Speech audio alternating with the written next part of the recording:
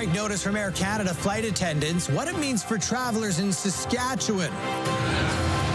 Your tax dollars at City Hall, an early look at budget numbers and what business leaders are saying. And a change coming downtown, what you might notice the next time you park your vehicle. This is CTV News with Chantel Saunders. Good evening and thank you for joining us. We begin tonight in the skies overhead. If you have any upcoming travel plans, prepare for a potential disruption. A looming strike by Air Canada flight attendants is causing all kinds of uncertainty at airports across the country. It's expected to start having an impact on flights as quickly as tomorrow, even if a strike can't begin until the weekend. Wayne Mantyka brings us a look at the Saskatchewan impact. Departing passengers at the Regina airport were uncertain about their return flights home as Air Canada prepares for a lockout on the weekend. 72-hour notice, and I don't know, I guess we'll see. If not, then we'll have to change things up. But this was kind of last minute, and we booked this trip, like 3 months ago? So far, our flight is on time, but it certainly brings a bit of concern coming back with the strikes and everything. But yeah, for now, it all looks good, and fingers crossed, hopefully we'll get back soon. Air Canada served lockout notice in the face of a pending strike by its flight attendants. It will allow for the orderly shutdown of operations. All flights connecting Regina and Saskatoon with Toronto will be suspended beginning Saturday. Flights operated by Air Canada Jazz to Vancouver and Montreal will continue. Calling the airline would be incredibly challenging given, I'm sure, what will be a very high volume of calls. Generally, if you provided your email address or mobile phone number, Air Canada will proactively reach out to you like they would a delay or a cancellation to let you know what your options are. The Saskatchewan government is concerned about the impact of a lockout. In a written statement, it said, any stoppage in air services is unfortunate, and we hope that the labor dispute gets resolved as soon as possible. There is a possibility that some flights may be canceled before the lockout begins as Air Canada winds down operations. Passengers will be contacted by the airline about any flight changes and what their options may be. Wayne Mantyka, CTV News, Regina. Meanwhile, touching down in Saskatoon today was a look at the financial picture at City Hall. Saskatoon City Councillors got their latest update on city finances ahead of fall budget deliberations. And as Keaton Sorokon reports, business leaders were on hand to make their voices heard. Dig deep and demand better. City Council got its second update on city finances ahead of fall budget deliberations, this time given dozens of options for things that aren't included but could be added if Council wished. But Saskatoon's business community filled chambers to show their desire for a lean budget after years of property tax increases. We've come to normalize above average property tax increases as if they were a given. This preview comes after councillors signaled cutting into proposed tax increases of 9.9% next year and 7.34% in 2027 during a June meeting. Our members are clear. The pace of tax increases that we've seen and are projected to see is not sustainable. Councillors were urged to explore things like AI efficiencies rather than groups of new hires over the next budget cycle. Every city employee, including council, should be planning for the future with AI in mind. Those who embrace it will help the city deliver better services at a lower cost. Those who don't risk holding us back. No decisions were made Wednesday. The list was more of a preview to city priorities during budget deliberations. Council has already directed administration to find as much as 5% in property tax savings. Some councillors have already said policing is a top priority, which accounts for more than 4% of the warned increase itself, making administration's job to find those savings even harder. There's not a whole lot of room that, other than going back in and cutting services, which might have to occur as well. But I think everything should be on the table. Keaton Sorokon, CTV News, Saskatoon. A man is facing charges after attempting to evade police during a traffic stop. Police say at about 2 o'clock this morning, officers in Saskatoon saw a vehicle go through a stop sign at Avenue W and 11th Street. Police attempted to pull over the vehicle, but it fled the area at a high rate of speed. The air support unit was able to track the vehicle to Highway 60 and Township Road 360. 2 occupants of the vehicle then tried to hide in nearby bushes, but the air support unit led police to their location and they were arrested. A 37-year-old man is charged with dangerous driving and evading police. A female was later released without charges. RCMP in North Battleford are looking for assistance in identifying a man connected to a sexual assault near Jackfish Lake. The detachment released a sketch in hopes of speaking to the man in relation to an assault that happened in July. The man is described as about 6 feet 2 inches, medium build with dirty blonde hair, possibly in his 20s or 30s. Police say it's an ongoing investigation and cannot provide any more details, but are asking for the public to report any information about the man in the sketch to RCMP or Crime Stoppers. A 28-year-old man has been charged in connection to a recent shooting in Prince Albert. Prince Albert police responded to the 400 block of 13th Street East for a weapons complaint just afternoon on Tuesday. Officers found a 48-year-old man with injuries consistent with a gunshot wound who was taken to hospital with non-life-threatening injuries. Police found a man matching the description in the 100 block of 14th Street East and arrested him without incident. Officers found and seized an improvised firearm and multiple rounds of ammunition. The suspect is charged with aggravated assault and possession of a weapon. Meanwhile, the city of Prince Albert is asking for help from residents to identify damage or concerns with catch basins, manholes, roads, and sidewalks. Following the storm events last week, the city says portions of the stormwater infrastructure had been overwhelmed. Crews have been out inspecting and documenting any damage resulting from the storms. The city says residents can reach out to the Solutions Hub or report it online through the City Works portal. The city says timely reporting will help crews address priority areas faster, ensuring public safety.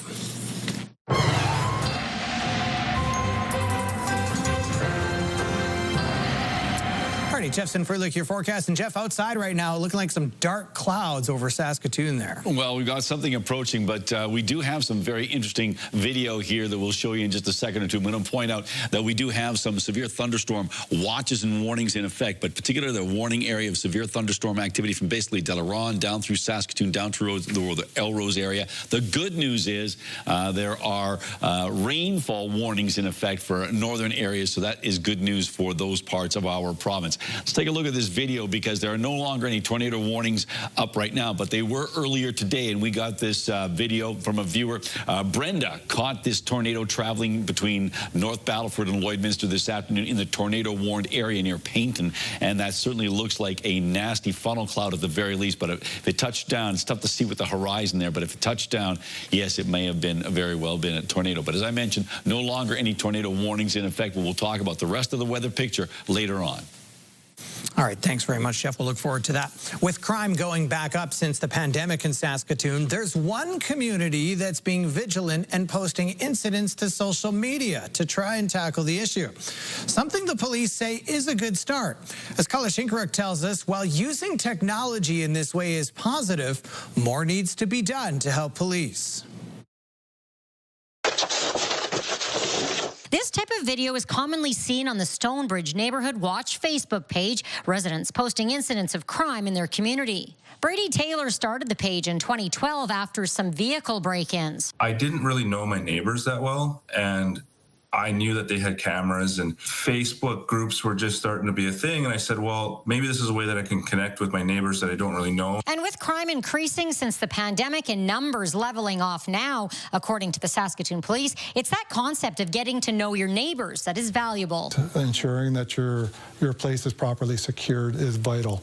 Working together with your neighbors and family to ensuring that your property is secure. With so many hosts of crime in Stonebridge, everything from porch pirating, bike thefts, and vehicle break-ins. Does that mean property crime is higher there? The neighborhood is growing based on increase in residential builds, but the crime in itself is decreasing. But for this inspector who's been with SPS for 20 years, that might not be the entire picture. We only have been receiving about 50% of property crime reporting, and so we don't have all of the data. While it's positive that people are posting on social media, that doesn't mean that those stats are recorded with SPS. That only happens when residents report the crime to police themselves. For them to post social media videos, it is hugely important for the police for them to follow up and report the incident. That's also vital so police resources can be allocated. So has the page and all its posts seen many success stories? Oh, yes, absolutely. Even with lost items or items that were discarded. Police saying they can also use those photos and videos to help with their investigations. Carla Shinkruk, CTV News, Saskatoon. If you recently parked in downtown Saskatoon, you may have noticed that something has changed. The city says it's part of a long overdue upgrade to parking meters. CTV's Stacey Hyde has the details. It's out with the old and in with the new. The city of Saskatoon says it's doing some much-needed upgrades to parking meters. We've heard loud and clear from residents. Our first pay stations were first installed in 2015. It's been over 10 years, so we're long overdue for an upgrade. The new meters feature a touchscreen and a tap option, which now allows people to pay with debit, Apple, and Google Pay. You can also still pay by coin or using the parking app, but you can't insert your card anymore. People CTV News spoke with say it's an improvement. I think it's a lot easier to use, and I like being able to just tap. There's absolutely a great upgrade, and it's better than just pushing the buttons. One person saying the old meters often froze up. The old one was like, it's very hard to use in wintertime because of the cold weather. It's very hard to press the button. The city says the new meters are able to withstand Saskatoon winters. We were able to pilot one of the new pay stations on 21st Street for the past 2 winters here in Saskatoon. Worked flawlessly. We didn't have any concerns with it. Can even touch the screen with gloves and it'll work perfectly. The city says the change will cost about $1.8 million, which will come from the Parking Capital Reserve Fund. It's expecting to have all the meters replaced by next spring. Stacey Hine, CTV News, Saskatoon. The Public Legal Education Association of Saskatchewan has relaunched a program to help those who have experienced sexual harassment.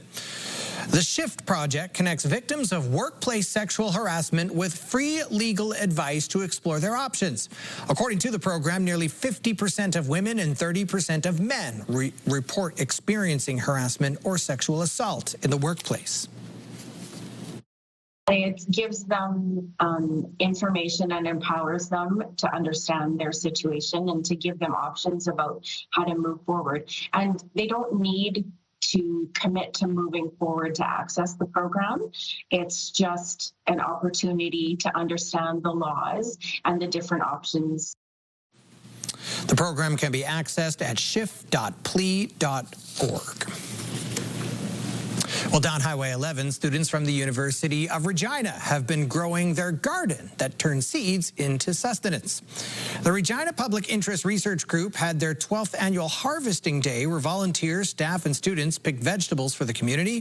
The 5,400 square foot green patch had over 200 volunteers contribute since the spring and may feed the mouths of even more.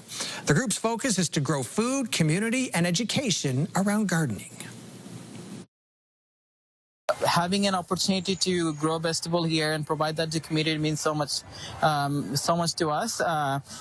In addition to that, we actually use that space to provide more education overall with the university community, among our students and staff, to be able to give them some resources and education so that they can grow their own.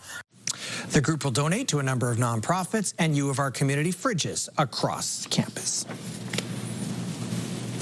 Well, as summer slowly winds to a close, youth in Regina are gearing up to go back to school. And as Jacob Carr explains, the North Central Family Center, with the help of local sponsors and donors, is helping their community get ready for September.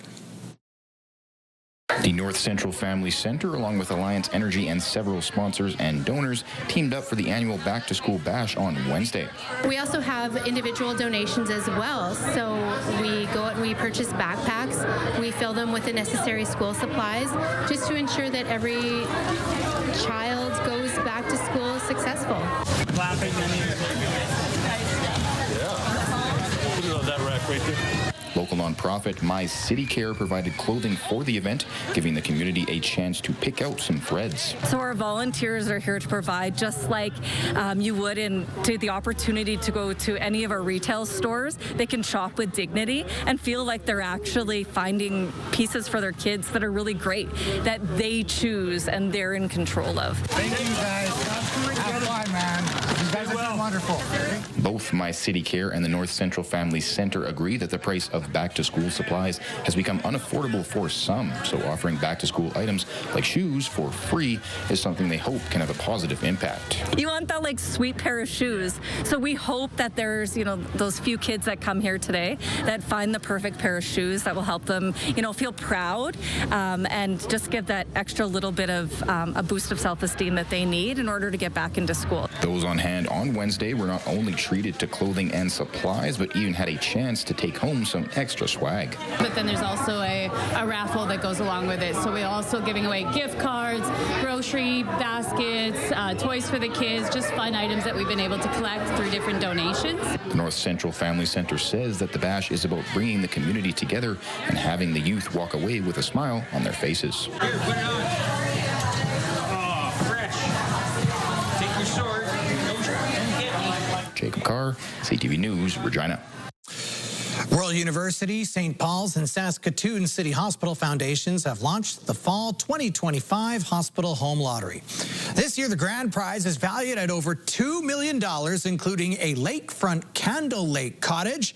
The home comes fully furnished and decorated and is over 2,000 square feet with 3 bedrooms and a sunroom. The grand prize also comes with a pair of 1-year Candle Lake Golf Resort memberships and $100,000 cash.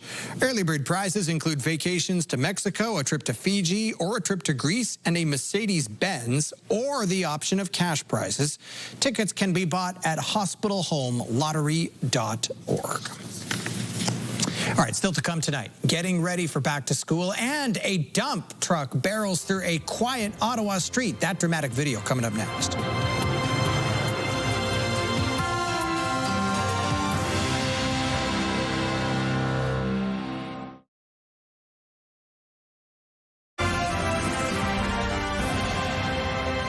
You're watching CTV News live from downtown Saskatoon. Thanks for staying with us. Now, more details on the potential Air Canada work stoppage. The airline will begin canceling flights tomorrow, gradually suspending takeoff and landings to prepare for a shutdown. The phased suspension comes ahead of a possible strike by flight attendants starting Saturday at 1 a.m. Eastern. CUPE, the union representing the 10,000 employees, has given the airline 72 hours to reach a deal. CTV's Judy Trin now on whether there's an 11th hour solution. Air Canada has started cancelling flights to lock out its flight attendants, even before they walk off the job, leaving some in a desperate lurch. Marianne Barrow's weekend flight to LA was cancelled. She may not get to her family reunion. It's been 3 hours. I'm on hold, waiting. So I told my husband, drop me off at the airport. Maybe someone can help me from an Air Canada customer service. And they said they can't. To explain why the airline is taking measures ahead of Saturday's strike deadline, Air Canada President Michael Rousseau says the airline regrets the impact of the disruption. He blames the disappointing conduct of CUPE's negotiators and says the risk of a strike can create chaos for travelers. The union representing 10,000 flight attendants said that Air Canada's offer doesn't keep pace with inflation. The company came to us with a very minimal wage proposal. So they put 8% on the table in the first year, and that still would not pull our members out of the poverty level at the beginning. Air Canada did offer a 38% increase in pay over 4 years, improved pension, ground pay, and crew rest, and an offer for binding arbitration. The airline will lose hundreds of millions of dollars if a strike can't be averted. So they've struggled a bit with profitability the last quarter. So this is going to be something that will really hit the bottom line. 130,000 passengers could be impacted daily. For now, many remain on the side of the workers. We think that they should get paid for what they're doing. If they're not getting paid for those hours boarding and deplaning, they should be paid for that. For now, the federal government is staying on the sidelines, but offering mediators to help with negotiations. Federal Labor Minister Patty Hajdu says the best agreements are the ones the parties reach themselves. Judy Trin, CTV News, Ottawa. Meanwhile, new talks are scheduled between union officials and Canada Post. The Canadian Union of Postal Workers will be back at the bargaining table on Friday with Canada Post and the help of federal mediators. In a statement, Canada Post said it will hear the union's response to the corporation's, quote, best and final offers presented in May. A key week in the push to end the war in Ukraine. Donald Trump held a virtual call with European leaders and Vladimir Zelensky, who's in Germany talking to allies as U.S. president prepares to meet with Vladimir Putin in Alaska on Friday. CTV senior political correspondent Mike Licouture has more on Trump's stance. There has been a notable shift in President Trump's tone this week when talking about Friday's meeting. He's gone from saying Ukraine should be ready for a land swap to now saying Russia better be prepared for some serious talks. I don't have to say there will be very severe consequences. President Trump with a stern but vague warning to Vladimir Putin if the Russian president isn't serious about negotiating in Alaska. Now, if that meeting does go well, the American president wants to move quickly towards another summit. I would like to do it almost immediately, and we'll have a quick second meeting between President Putin and President Zelensky and myself if they'd like to have me there. European leaders emerged from a video conference with Trump this morning saying all agree. Any change to Ukraine's borders must be decided by Ukrainians. That call was to shape Friday's discussion. While Zelensky won't be at that table, he hopes the central focus is a ceasefire. Putin is bluffing about wanting to end the war, Zelensky told reporters, as well as European leaders and Trump. After a separate meeting of European countries and Canada, the coalition of the willing released a statement saying it is ready to implement military plans to support Ukraine in the event of a ceasefire. We're ready to support this, including through the plans that we've already drawn up to deploy a reassurance force once hostilities have ceased. When that could be remains an open question. Russian forces have reportedly pushed into territory held by Ukraine in the Donetsk region. The only thing that is going to put an end to this war is if the U.S. gives a lot more military aid to Ukraine and allies itself with the Europeans and Zelensky. President Zelensky has been pushing for more economic sanctions on Russia to cripple its war machine, something Trump has been reluctant to consider so far. Mike Licouture, CTV News, Ottawa. Dramatic video now from an Ottawa neighborhood of a major crash following what first responders say was a medical emergency behind the wheel. It was like, okay, and we heard the bang, and it was like, okay, that's not right. And when all we saw was like dust and smoke, and I was like, that's our car to the right. It should be here. No one was hurt as the truck left the road and smashed into several parked cars along this residential street in Barrhaven. At least 5 cars were damaged, with some people saying it could have been much worse as they were in their cars just moments before. A spokesperson for Ottawa Paramedics says the driver experienced a medical emergency possibly related to the heat. They were taken to hospital in stable condition.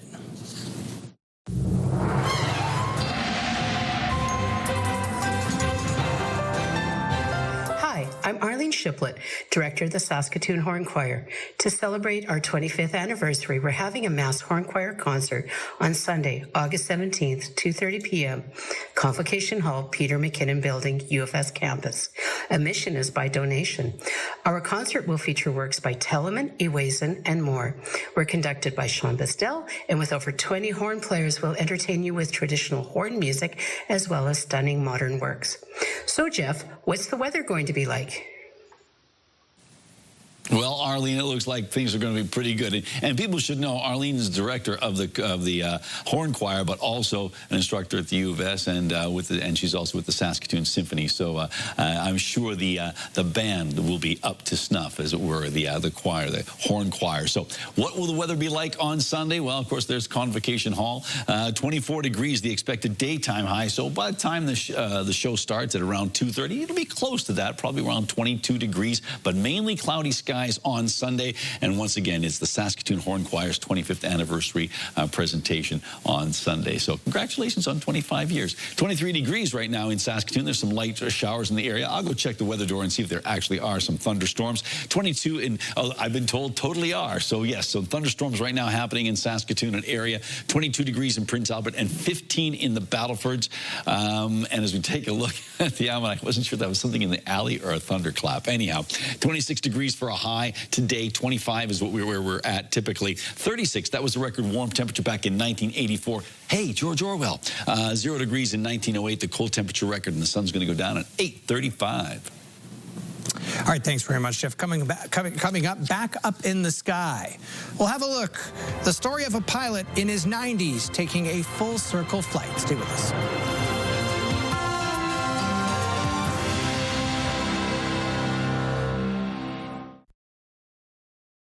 All right, welcome back. And yes, the camera obscura, covered in rain. You can't see anything through the sky cam because it is coming down in the Bridge City. And yes, that wasn't something rumbling down the back alley here at CTV. That was a huge thunderclap, and there was more to follow. So yes, that's what we've got. That's the sky cam shot. Let's take a look at the satellite and radar shot. It's a bit more clear, but you can certainly see that intense weather sliding through this sort of not the leading edge, but certainly a goodly portion of that storm is really energized as it comes roaring through Saskatoon. We haven't had any reports of hail, but certainly this is a heavy downpour right now. Let's take a look and see what we've got going on in our current conditions. And once again, we want to thank Brenda for sending in that tornado video earlier today. I believe her sister, Barbara, was the one who actually physically sent it to us. So thank you. Teamwork makes the dream work. So 23 in Saskatoon, 22 in Prince Albert, and 15 in the Battlefords right now. On to our hotspot. Maple Creek 32, Collins Bay cold spot at 9. Maple Creek was the hot spot yesterday as well. 30 degrees in Swift Current right now, 32 in Moose Jaw, 28 in Regina, 27 in Estevan, 25 in Yorkton, and 17 in Lloydminster. They probably had some rain in the area, and so it's cooled things down. In central Saskatchewan, temperatures range from 25 degrees in Watrous down to 14 in Spiritwood. It's 24 in Kindersley, 20 in Hudson Bay, 17 in Meadow Lake. Up north, a chilly 9 degrees in Collins Bay, the same in Key Lake, 12 in Stony Rapids, a little warmer in Buffalo Narrows, where it's 15, 14 in La Ronge. Down south, as you can see, temperatures in the 30s in Maple Creek, Assiniboia, and Coronach. Close to that in some other locations, but the coldest it gets, it's not all that cold. That's 23 degrees in Broadview, 25 in Melville and Outlook and Indian Head. Now on to our futurecast. So the computer modeling indicating that, yes, that storm center is going to slide in a northeasterly fashion, and with it comes a lot of rain. And yes, there's the risk of thunderstorms, but right now we do have rainfall warnings in effect, and we'll talk about that in just a little bit. We can tell you that we've got ourselves expecting that rain in Stony Rapids, Buffalo Narrows, and Key Lake. Temperatures in the single digits in Key Lake, not much warmer in La Ronge and Buffalo Narrows and Stony Rapids. Meadow Lake, looking at cloudy skies, the same for Spiritwood, mainly cloudy conditions in Rosetown and Kindersley, but temperatures in the low teens in Meadow Lake and Spiritwood, high teens in Kindersley and Rosetown. That's still below seasonal. Temperatures hanging around that 20-degree mark mark in the southwest tomorrow under mainly cloudy skies. Mainly cloudy for the most part in southeastern Saskatchewan with temperatures around 23 degrees, a bit more sunshine in Estevan, and mainly cloudy skies for east central Saskatchewan with temperatures around 18 degrees. For the Battlefords, dropping down to 12 degrees tonight, a chance of showers or thunderstorms, slight chance of showers tomorrow morning, but windy conditions for the Battlefords tomorrow. 17 as well on Friday, 21 on Saturday, and slowly warming up to 27 by the time we get to Tuesday. For Prince Albert, overnight tonight, dropping down to 13 degrees, 17 tomorrow. A good chance of showers or thunderstorms tonight, just showers in the morning and windy conditions in the Prince Albert region on Thursday. Friday, mainly cloudy and 17. A cool Saturday in store with a chance of showers, and then slowly getting back into the mid-20s by Tuesday and Wednesday. And Saskatoon, showers, thunderstorms, that's what we got right now. It will abate in the overnight period. Tomorrow, mainly cloudy skies, 18 degrees, but staying windy. And then as you take a look at our forecast along with me, 17 degrees on Friday, 24 on Saturday and Sunday and Monday, 27 on Tuesday, and a seasonal 26 on Wednesday.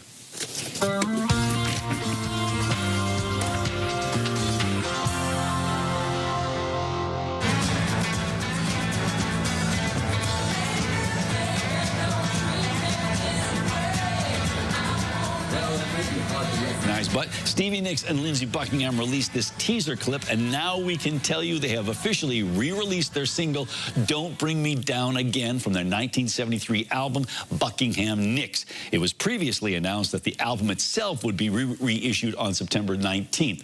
Unfortunately, Stevie Nicks had to reschedule her run of August and September shows due to a fractured shoulder. How did that happen?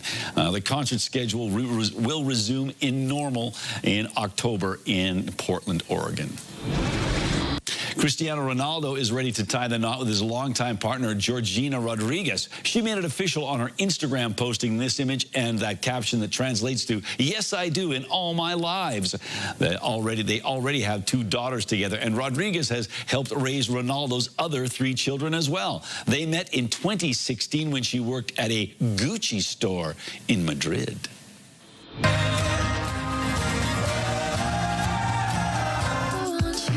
It takes a lot of talent to paint, especially when it involves fruit. This is UK-based artist Millie. She's been sharing these kinds of videos on social media for a while, and the latest one you just saw is her painting over a coconut to match her face.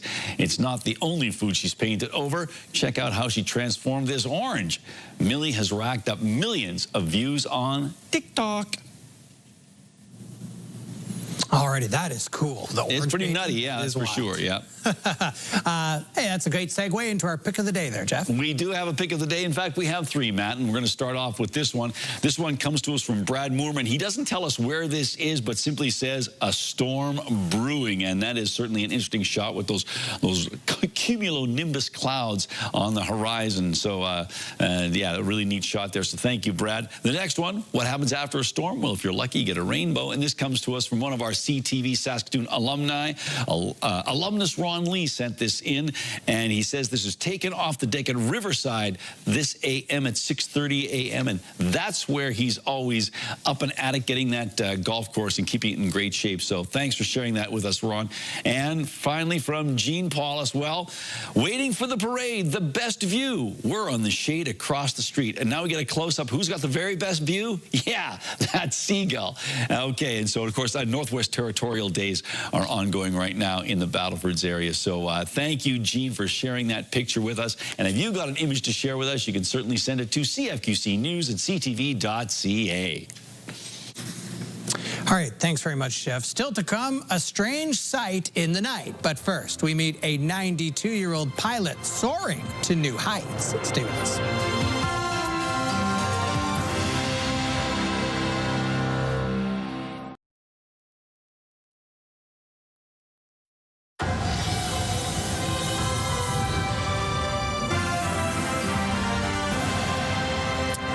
Welcome back. A 92-year-old pilot is soaring to new heights, flying the same kind of plane which he started his career in the Royal Canadian Air Force. CTV's Miriam Valdez-Carletti has the story. It's been 70 years since Ron DeHolke flew inside a Harvard aircraft. He trained in this type of plane as a pilot in 1956 for the Royal Canadian Air Force. The training program was leading to the fact that if there was a war, you're going to be able to fly a fighter, you know, and defend your country, so to speak. Last weekend, DeHolke struck up a conversation with pilot Brock Allison at the Cooking Lake Airport. It just so happened Allison owns the same type of iconic plane DeHolke once flew in. Brock was nice enough to offer me a ride, so here we are. Giving the former pilot a chance to fly again was a no-brainer. People like Ron, you know, are a connection with history. Here's a real live person that used to fly these planes and was training in the Air Force. Standing beside the yellow plane turned the clock back 7 decades. I've got that same feeling again today because it's been such a long time since I've been in one. So I feel like I'm starting all over again almost. With a bit of help, he's back inside the cockpit. How do you feel? Excited, just nervous, happy. Ready for takeoff. He still remembers the power settings that he would use for takeoff, climb, cruise, aerobatics.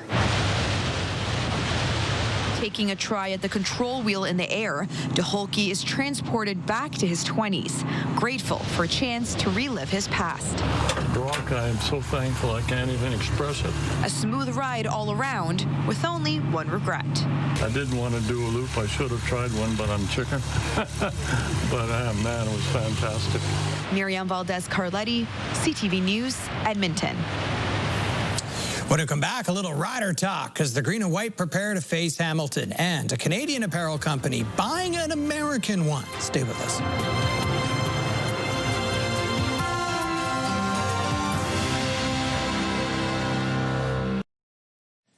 Welcome back. Let's take a look at what's going on tomorrow with our rural forecast. Well, it looks like cloudy or mainly cloudy skies will prevail. Temperatures a bit on the cool side. Middle Lake at 13, 14 for Spiritwood. A little warmer in Kindersley, 19 there. Outlook also 19 as we take a look at what's going on in Hudson Bay, 19 as well for that community. And Wynyard, 18. Making our way down south, closer to the Trans-Canada. Well, as you can see, temperatures a little warmer as we make our way closer to the U.S. border. 24 in Coronach. We have 23 in Carlisle and Broadview. And basically a lot of places in and around that 21-degree mark. East End at 18, the same for Rosetown.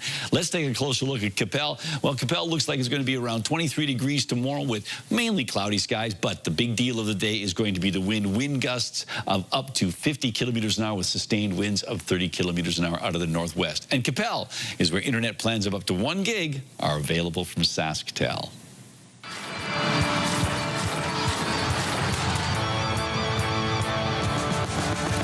Welcome to another edition of X's and O's with Wes Cates. Wes, we've got a rematch of Week 2 between the Hamilton Ticats and the Saskatchewan Roughriders. Although Hamilton, a lot better team than they were back in Week 2. They hadn't won a game yet back then. So I guess the big thing is Bo Levi Mitchell and his offense, including Kenny Lawler, who had a great game against the Riders in Week 2. Yeah. How do you stop this offense?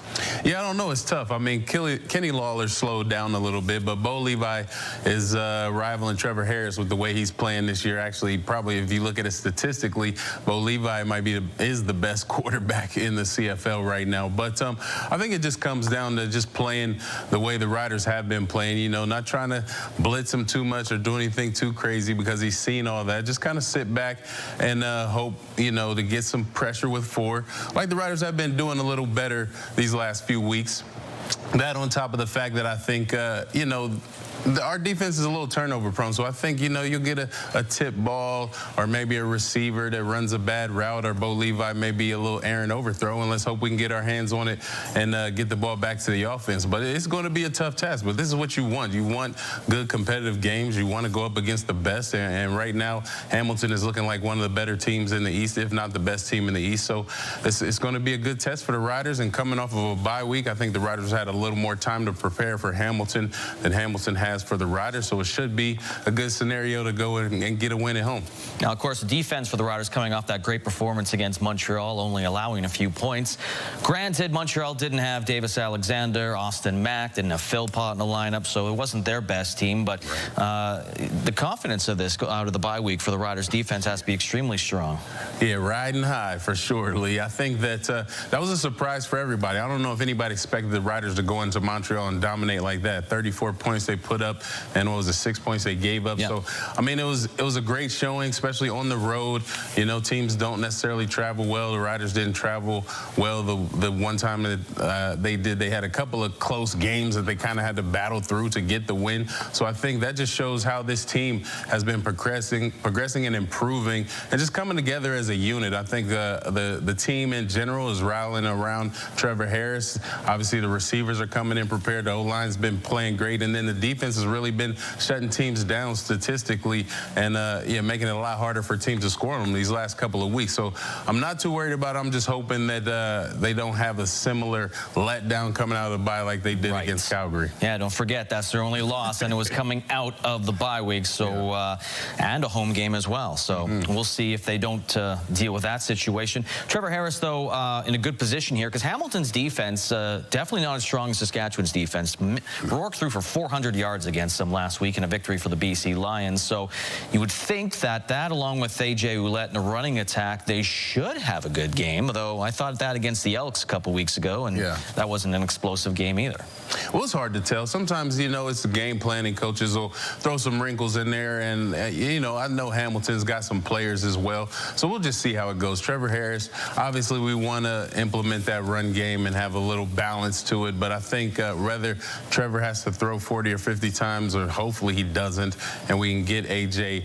and that O-line going and make sure we can get that 100+. See if Mario Anderson gets in the mix as well. He had a good showing last game, added a good 50 yards to that rushing total. So we'll just kind of see how things play out. I think the Riders, like I said, have had a chance to prepare for this team, maybe have thrown in some wrinkles to expose some things they saw on film that Hamilton isn't doing great. So I think the Rider offense will fare pretty well in this one.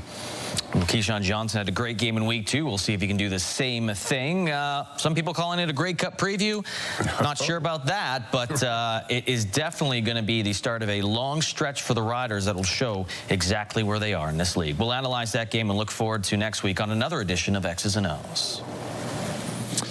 Canadian apparel company Gildan Activewear is buying American company Hanes Brands for just over $3 billion. The deal will give Gildan access to well-known name brands such as Hanes and Maidenform.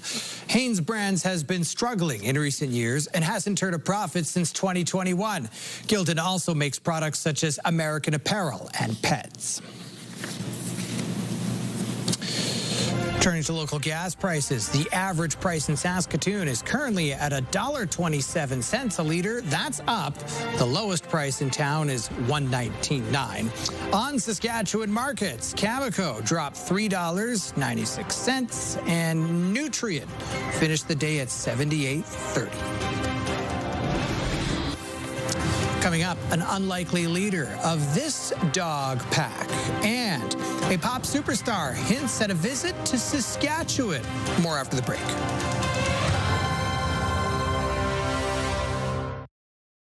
Select Hair Services brought to you by Sage, the beauty bar.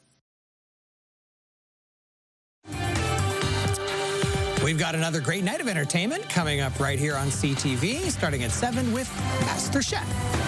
Half the night is Gordon Ramsay. There you go. There you go. One of these things, Jeff, is not like the other. Take a look.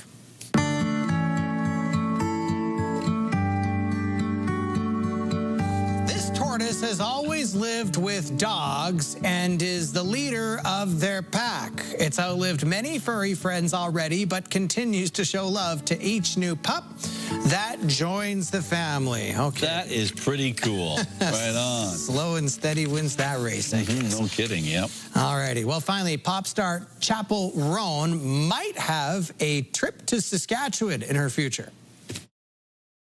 I can't wait to go.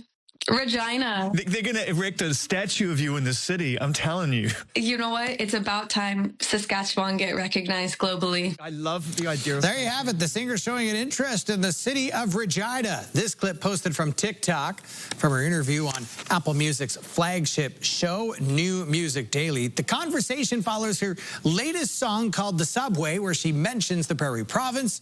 The interviewer asked Roan why she decided to put Saskatchewan in a song. The artist responded saying, because it rhymed. Huh? What does Saskatchewan rhyme with? Well, I'd have to listen to the song again, but it's like, it's not the first time Saskatchewan's been used in a song, and not on always for comedic purposes. There you go. It's often for comedic purposes. but we love it. Can we see Skycam again? I just wanted to show people that things have lightened up a little bit. So yeah, there you go. So the storm has passed. There's still some blue sky out there. So I know there's a concert going on at the Besbro. So hopefully that just got pushed back a little bit, and then they're able to have their music tonight. So yes, we've got ourselves some interesting weather right now, and the good news is that we have that rain moving into northern Saskatchewan. It looks like it's going to be substantive. There are rainfall warnings in effect for many parts of northern Saskatchewan, so that's good news. They will need it. Folks, we'll see you at 11:30. Have a great night.